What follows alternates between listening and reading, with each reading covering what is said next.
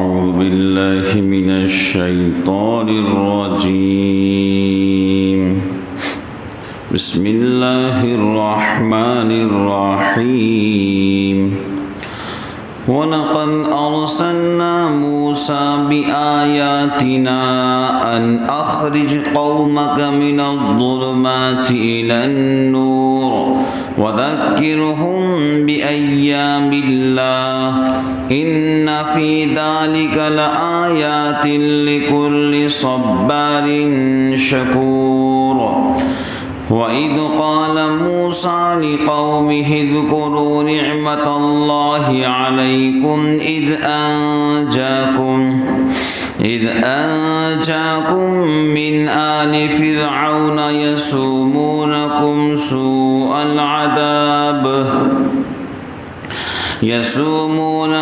سوء العذاب ويذبحون أبناءكم ويستحيون نساءكم وفي ذلكم بلاء من ربكم عظيم.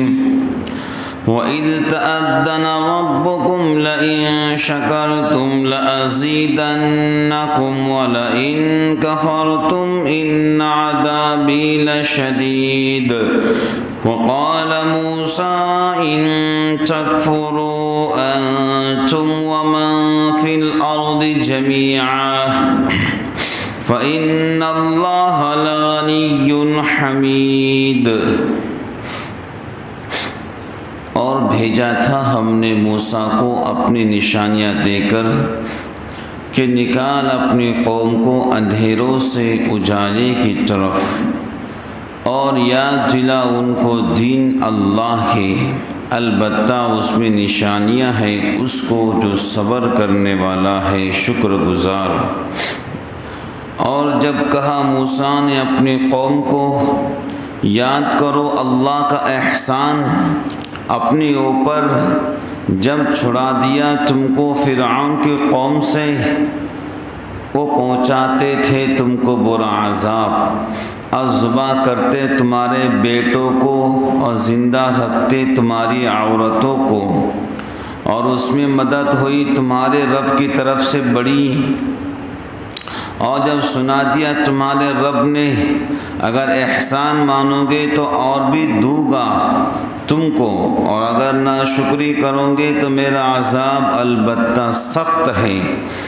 اور کہا موسیٰ نے اگر کفر کرو گے تم اور جو لوگ زمین میں ہے سارے تو اللہ بے پرواہ ہے، سب خوبیوں والا.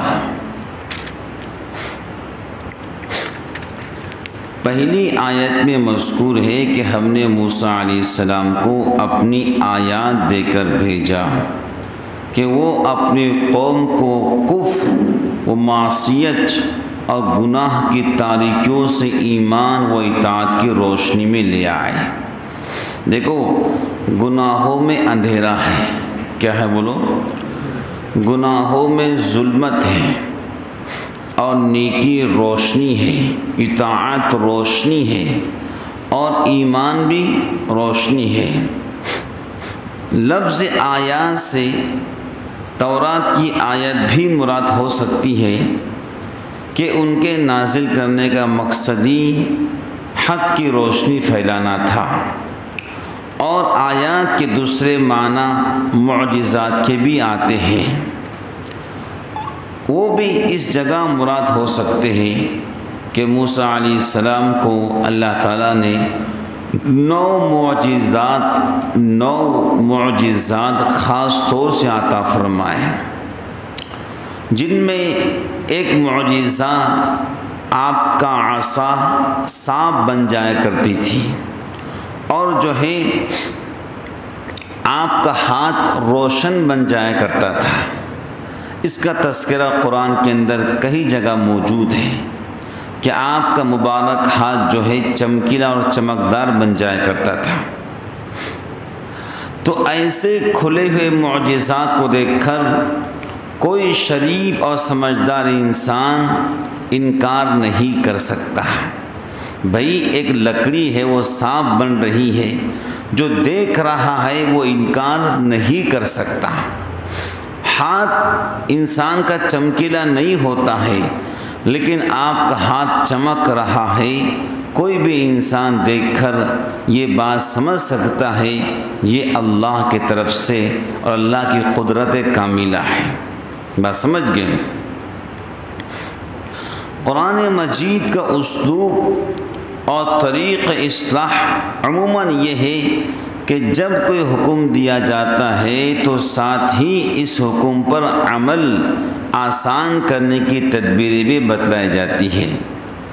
یہاں پہلے جملے میں موسیٰ علیہ السلام کو یہ حکم دیا گیا کہ اللہ کی آیات سنا کر یا معجزات دکھا کر اپنے قوم کو کفر کے اندھیرے سے نکالو اور ایمان کی روشنی میں لے آؤ، اور اس کی تدبیر اس جملے میں یہ ارشاد فرمائی کہ نافرمانوں کو راہ راست پر لانے کی دو تدبیر ہے، ایک سزا سے ڈرانا اور دوسرے نعمتوں اور احسانات کو یاد دلا کر اطاعت کی طرف بلانا۔ بھئی سزا سے جب ڈرایا جائے گا تو انسان کا دل موم بنے گا، اور جو کچھ اللہ پاک کے احسانات ہیں وہ بھی اگر انسان کو یاد دلائے تو انسان اطاعت کی طرف آ سکتا ہے۔ وَذَكِّرْهُمْ بِأَيَّامِ اللَّهِ، یہ دونوں چیزیں مراد ہو سکتی ہے کہ پچھلی امتوں کی نافرمانوں کا انجام بد، ان پر آنے والے عذاب اور جہاد میں ان کا مقتول یا ذلیل و خوار ہونا ان کو یاد دلائے۔ بھئی بار بار بیانات کے اندر جو ہے پہلی قوموں پر جو عذابات آئے ہیں وہ لوگوں کو یاد دلایا جاتا ہے کہ ہم نے یہ کام نہیں کرنا ہے، جو وہ کرے تو پکڑے گئے، ہم نے یہ کام نہیں کرنا ہے، تو وہ لوگ ذلیل ہوئے، خوار ہوئے، جو اللہ سے دور رہے، نبی اور پیغمبروں سے دور رہے، ان پر جو ہے خدا کا قہر برسا۔ بات سمجھ گئے؟ تو ان کو یاد دلائیں تاکہ وہ عبرت حاصل کر کے اس سے بچنے کی کوشش کرے۔ اسی طرح اس قوم پر جو اللہ کی عام نعمتیں دن رات برستی ہے، جو مخصوص نعمتیں ہر موقع پر ان کے لیے مبذول ہوئی ہے، مثلا بنی اسرائیل کو جو ہے اللہ تعالیٰ نے وادی تیہ میں رکھا اور ان کے سروں پر جو ہے ابر کا سایہ کیا، خوراک کے لیے منّ و سلویٰ کا نزول، پانی کی ضرورت پیش آئی تو اللہ نے پتھر سے چشموں کا بہہ نکلنا۔ بھئی حضرت موسیٰ علیہ السلام نے اپنے قوم کو خدا کی نعمتیں یاد دلائیں کہ تم وادی تہی کے اندر تھے، دو پہاڑوں کے بیچ میں، تو اللہ تعالیٰ نے ابر کا سایہ کیا، ابر کو چھت بنا دیا۔ پانی کی ضرورت پیش آئی تو اللہ نے پتھر سے پانی کے چشموں کو جاری کر دیا، اور جب کھانے کی ضرورت آئی تو اللہ نے جنت سے کھانا بھیجا۔ تم یہ اللہ کی نعمتوں کو یاد کرو، اگر تم یہ خدا کی نعمتوں کو یاد کرو گے تو اللہ کے نافرمان نہیں بنو گے۔ 40 سال تک اللہ نے اس قوم کو جو ہے دو پہاڑوں کے بیچ میں رکھا، جنت سے کھانے آ رہے ہیں، پانی کی ضرورت پیش آئی تو پتھر پہ جو پانی نکل رہا ہے، یہ سب خدا کی نعمتیں ہیں۔ ان فی ذلک لآیات لکل صبار شکور، اس آیات سے مراد نشانیاں اور دلائل ہیں۔ صبار صبر سے مبالغہ کا صیغہ ہے جس کے معنی ہے بہت صبر کرنے والا، اور شکور شکر سے مبالغہ کا صیغہ ہے جس کے معنی ہے بہت شکر گزار۔ مطلب یہ ہے کہ کھلی ہوئی نشانیاں دلائل اگرچہ ہر غور کرنے والے کے ہدایت کے لیے ہے، مگر بد نصیب کفار ان میں غور و فکر ہی نہیں کرتے اور اس سے کوئی فائدہ بھی نہیں اٹھاتے۔ حضرت انس رضی اللہ تعالی عنہ سے نقل کیا کہ جناب رسول اللہ صلی اللہ علیہ وسلم نے فرمایا، ایمان کے 2 حصے ہیں، آدھا صبر اور آدھا شکر۔ ایمان کے دو حصے ہیں، آدھا صبر اور آدھا شکر۔ حضرت عبداللہ بن مسعود رضی اللہ تعالی عنہما نے فرمایا صبر نصف ایمان ہے۔ کیا ہے؟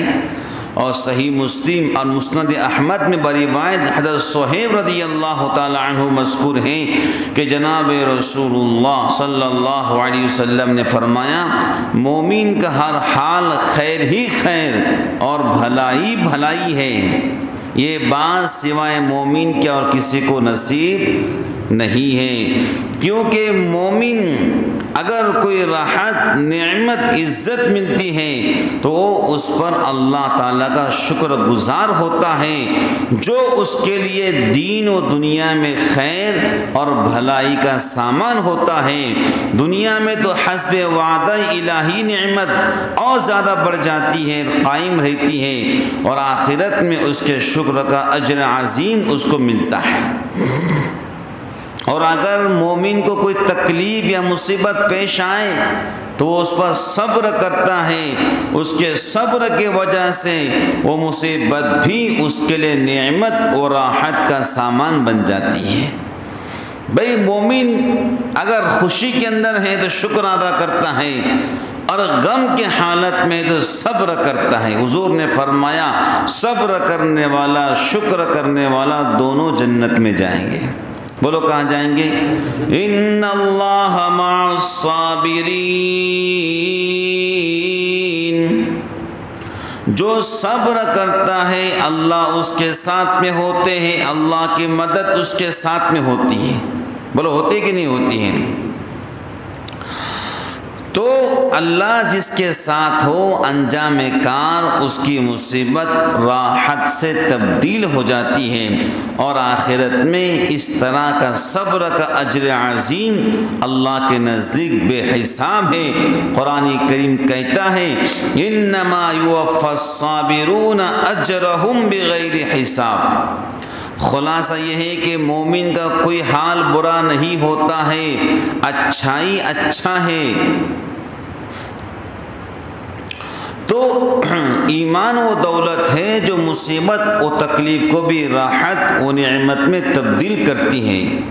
حضرت ابو درداء رضی اللہ تعالی عنہ نے فرمایا کہ میں نے فخر المرسلین جناب رسول اللہ صلی اللہ علیہ وسلم سے سنا، اللہ تعالیٰ نے حضرت عیسیٰ علیہ السلام سے فرمایا میں آپ کے بعد ایک ایسی امت پیدا کرنے والا ہوں، اگر ان کی دلی مراد پوری ہو اور حسب منشا کام ہو جائیں وہ شکر ادا کریں گے، اور اگر ان کی خواہش اور مرضی کے خلاف ناگوار اور ناپسندیدہ صورت حال پیش آئی تو اس کو ذریعہ ثواب سمجھ کر صبر کریں گے۔ کیا کریں گے؟ اور یہ دانش مندی اور بردباری ان کی اپنی ذاتی عقل و حلم کا نتیجہ نہیں، بلکہ ہم ان کو اپنے علم و حلم کا ایک حصہ عطا فرمائیں گے۔ تو شکر کی حقیقت کا خلاصہ یہ ہے کہ اللہ کی دی ہوئی نعمتوں کو اس کی نافرمانی اور حرام و ناجائز کاموں میں خرچ نہ کرے، اور زبان سے بھی اللہ کا شکر ادا کرے، اور اپنے افعال و اعمال کو بھی اس کے مرضی کے مطابق بنائے۔ انسان نے جو ہے ہر حال میں شکر گزار ہونا چاہیے۔ بولو کیسے ہونا چاہیے؟ پانی پیے تب بھی کہیں الحمدللہ، یہ شکر گزاری ہے۔ بسم اللہ پڑھے آخر میں الحمدللہ کہے، کھانے کے لقمے کھائے تو کیا کہیں؟ الحمدللہ۔ کھانے کی دعا پڑھ لیں اور نعمتوں کا شکر ادا کریں، لقمے پہ لقمے کھائیں اور خدا کا نام لیں۔ الحمدللہ، تعریف اس خدا کی جو پورے کائنات کا بادشاہ ہے۔ جی یہ آپ کے لقمے بھی چڑھ رہے، خدا کی تعریف بھی ہو رہی ہے، یہ شکر گزار لقمے تمہارے پیٹ میں جائیں گے تو آپ کو سراپا اللہ کا نیک بندہ بنا دیں گے۔ ایک بزرگ کی عمر 100 سال تھی، ان سے پوچھا گیا چچا آپ کی طبیعت بہت اچھی ماشاءاللہ، تو انہوں نے کہا میں زندگی میں کبھی گولی نہیں کھایا ہوں۔ تو راز پوچھا گیا تو انہوں نے کہا جب بھی کھانا کھاتا ہوں تو ہر لقمے پر بسم اللہ پڑھتا ہوں۔ کیا کرتا ہوں؟ بس یہ بسم اللہ پڑھنے کی طرف سے میری صحت 100 سال کے اندر میں نے کوئی گولی نہیں کھایا ہے۔ بہرحال اللہ ہم سب کو نصیب فرمائے۔ اور صبر کا خلاصہ یہ ہے خلاف طبع امور پر پریشان نہ ہو۔ بھئی انسان کی زندگی ہے، لائف ہے، کبھی خوشی اور کبھی غم ہے، کبھی سوچ ہے، کبھی اداسی ہے، کبھی راحت بھی ہے، کبھی چین بھی ہے۔ اگر کوئی ہمارے مرضی کے خلاف کوئی کام ہو جائے تو ہم اپنے قول و فعل سے جو ہے ناشکری نہ کریں، اب صبر کر لیں۔ حضور نے فرمایا اللہ سے عافیت مانگو۔ کیا مانگو؟ عافیت والی موت، عافیت والی روزی، عافیت والی زندگی۔ اس کے باوجود اگر تم پہ حالات آتے ہیں تو صبر کر لو۔ کیا کر لو؟ اب صبر کر لو۔ اس کے بعد بھی حالات آئیں، اب صبر کر لو۔ کیا کرو بولو؟ صبر کر لو۔ دیکھو اللہ تعالیٰ نے کتنا احسان کیا موسیٰ علیہ السلام کی قوم کے ساتھ میں۔ وہ بنی اسرائیل قوم جو فرعون کی غلام بن چکی تھی، فرعون اور فرعونیت ان پر ظلم کرتے تھے۔ قرآن ان کے بارے میں کہہ رہا ہے کہ ان کے بیٹوں کو فرعون ذبح کرتا تھا۔ کیا کرتا تھا بولو؟ ذبح۔ بیٹا ہوا ذبح، اگر بیٹی ہو جائے تو اس کو زندہ چھوڑ دیا جاتا تاکہ وہ بچی جوان ہو جائے، عورت بن جائے اور ان ظالموں کی خدمت کرے۔ تذکرہ قرآن کر رہا ہے۔ تو اللہ تعالیٰ نے اپنے پاک پیغمبر موسیٰ کلیم اللہ کے ذریعے اس قوم کو غلامی سے نکالا، ان کے بیٹوں کو بچایا، ان کے بچیوں کی عزت نیلام ہونے سے بچایا۔ اور اللہ ان سے کہہ رہا ہے کہ ہم نے جو ہے تمہارے ساتھ کتنا احسان کیا کہ موسیٰ پیغمبر علیہ السلام کو بھیج کر تم کو فرعون کی غلامی سے بچایا۔ اب تم کو چاہیے کہ تم رب کے غلامی کے اندر آ جائے، رب کے شکر گزار بنے۔ کیا بنے بولو؟ شکر گزار۔ وَإِذْ تَأَذَّنَ رَبُّكُمْ لَئِن شَكَرْتُمْ لَأَزِيدَنَّكُمْ وَلَئِن كَفَرْتُمْ إِنَّ عَذَابِي لَشَدِيدٌ۔ میرا رب قرآن میں کہتا ہے اگر تم شکر کرو گے تو نعمتوں میں اضافہ کروں گا، اور نہ شکری کروں گا تو یاد رکھو میرا عذاب بڑا سخت ہے۔ دیکھو اگر ہم نے نماز پڑھی ہے تو یہ اللہ کا شکر ہے۔ بولو کیا ہے؟ میرے مولا آپ کا شکر ہے، اپنے پڑھنے کی توفیق عطا فرمائی، ورنہ ہزاروں بندے ایسے ہیں جو ابھی بھی یاد الہی سے غافل ہیں۔ بولو ہے کہ نہیں ہے؟ اللہ تعالیٰ سب کو توفیق نصیب فرمائے۔ تو بزرگان دین اگر ہمیں صحت اچھی ملی ہے تو اس پر بھی کیا کریں؟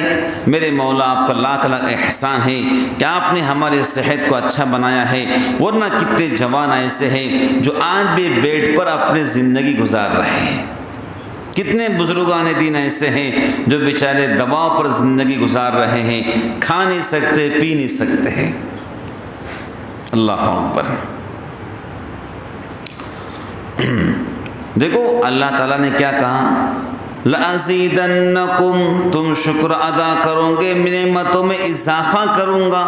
ٹھیک ہے، جب ناشکری کی بات آئی وَلَئِن كَفَرْتُمْ إِنَّ عَذَابِي لَشَدِيدٌ، تم ناشکری کرو گے تو میرا عذاب سخت ہے۔ یہ نہیں کہا لَأُعَذِّبَنَّكُمْ، اس کا معنی یہ ہے کہ میں تمہیں ضرور عذاب دوں گا، یہ جملہ نہیں کہا۔ لَأَزِيدَنَّكُمْ، نعمتوں میں اضافہ کروں گا، لَأُعَذِّبَنَّكُمْ، اگر یہ جملہ اللہ کہتے کہ میں تمہیں ضرور سخت سزا دوں گا تو ہم سب پکڑ میں آ جاتے ہیں۔ مفسرین لکھتے اس کا مطلب یہ ہے اگر تم سے ناشکری ہو گئی، اگر تم اللہ سے معافی مانگو اللہ تم کو معاف کر دے گا۔ یہ اگر جملہ اللہ کہتے لَأُعَذِّبَنَّكُمْ، ہم تم کو ضرور پکڑیں گے، تو پھر مشکل تھا بچنا۔ لیکن اللہ نے کیا کہا کہ بھائی ہمارا عذاب سخت ہے، لیکن اگر تم معافی مانگ لو ہم تم کو معاف کر دیں گے۔ بھئی اگر تم شکر ادا کرو گے لَأَزِيدَنَّكُمْ، نعمتوں میں اضافہ کروں گا۔ جب پکڑنے کی بات آئی تو خالی اس بات پر اللہ نے کیا کر دیا؟ بات کو پورا کر دیا، میرا عذاب سخت ہے۔ یہ نہیں کہا لَأُعَذِّبَنَّكُمْ، یعنی میں تمہیں ضرور پکڑوں گا، یہ نہیں کہا۔ اس کا مطلب یہ ہے اگر ہم سے ناشکری ہوئی ہے، واقعتاً ہم ناشکر انسان ہیں، اللہ تعالیٰ سے معافی مانگ لیں۔ اللہ تعالیٰ پچھلی تمام نافرمانیوں کو معاف کرنے والے رب ہیں۔ بولو کیسے ہیں؟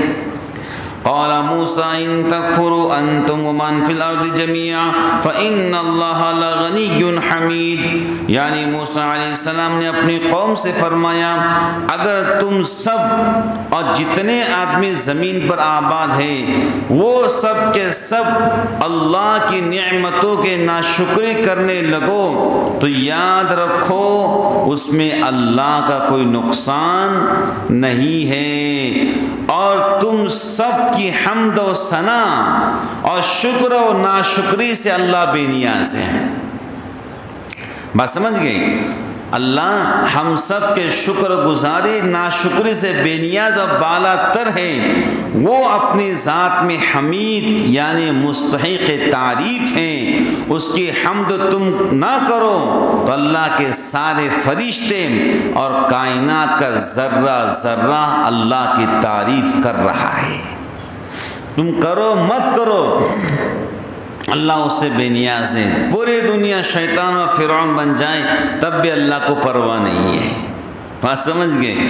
اور پوری دنیا صدیق اکبر بن جائے، عمر فاروق بن جائیں تب بھی اللہ بے نیاز ہے۔ وہ وراء الورا ثم وراء الورا ہے۔ بات سمجھ گئے؟ شکر کا فائدہ جو کچھ ہے وہ تمہارے لیے ہے، اس لیے شکر گزاری کی تاکید اللہ کی طرف سے کچھ ایسے فائدے کے لیے نہیں بلکہ بسبب رحمت تمہیں فائدہ پہنچانے کے واسطے۔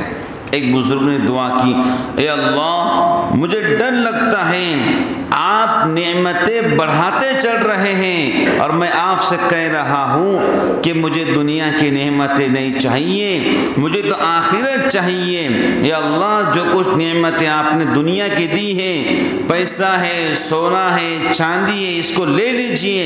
اللہ نے الہام کیا میرے پیارے تو ہماری ہر نعمت پر شکر ادا کرتا ہے، اور ہمارا وعدہ قرآن میں ہے کہ جو شکر ادا کریں گا ہم نعمتوں میں اضافہ کریں گے۔ انک لا تخلف المیعاد، ہم وعدہ خلاف رب نہیں ہیں۔ تم شکر کر رہے ہیں، تم سے ہم دنیا کی نعمتیں کیسے چھین سکتے ہیں؟ بات سمجھ گئے؟ تو جو بھی بندہ شکر ادا کرے گا بزرگان دین، اللہ تعالیٰ نعمتوں میں اضافہ فرمائیں گے۔ نماز پڑھتا تھا، نفل پڑھنے کی توفیق عطا فرمائیں گے، جی بیمار رہتا تھا اللہ شفا عطا فرمائیں گے، دنیا میں گمنام تھا عزتوں کا مقام عطا فرمائیں گے۔ کائے پر؟ شکر گزاری پر۔ 3 کام کرو۔ پہلا سلام خود سے کیا کرو، دوسرا نام اچھے سے لو کسی کا بھی، اور تیسرا اگر کوئی مجلس میں بیٹھنا چاہے تو اس کے بیٹھنے کو جگہ دو، اللہ عزتوں کا آپ کو امام بنا دیں گے۔ جو کچھ کہا گیا اللہ عمل کی توفیق عطا فرمائے، آمین۔ وآخر دعوانا ان الحمد للہ رب العالمین۔